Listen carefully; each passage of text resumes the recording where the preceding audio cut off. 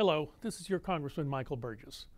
Over the last few weeks, I've heard from many of you about the classified memos relating to the government's surveillance capabilities. Since my last update on this topic, there have been some significant changes. Today, I would like to use this time to share further information. Both classified memos written by the House Permanent Select Committee on Intelligence, both the majority and minority, respectively, were available to members of Congress. As part of my congressional responsibilities, I have read both memos, both the Republican and Democratic memos.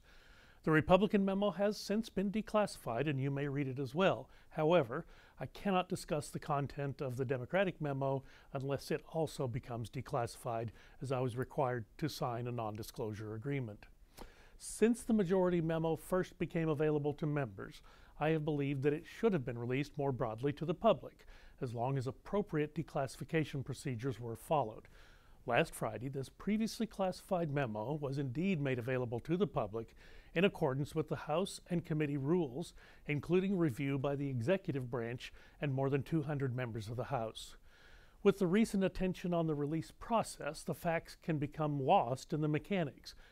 However, here is what we do know from this document. The Steele dossier was an essential factor in obtaining the FISA warrant targeting an American citizen, Carter Page.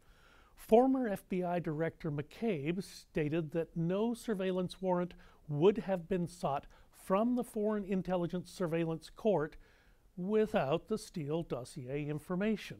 So here's the bottom line. This dossier was paid for by a political opponent and used 18 days before an election, and this was done to obtain a FISA warrant to spy on a United States citizen. The government's surveillance powers are potentially vast, so they must be circumscribed carefully to protect American civil liberties.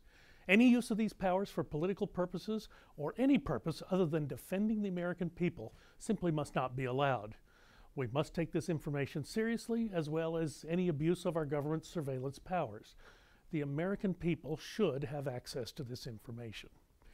In the coming days, we will learn more about the potential release of the Democrats' memo. I look forward to continuing to update you more as more information is made available.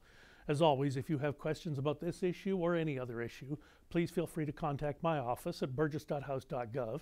In the meantime, may God bless our country, God bless our troops, God bless our men and women who work in the intelligence community, and as the song says, God bless you, Texas.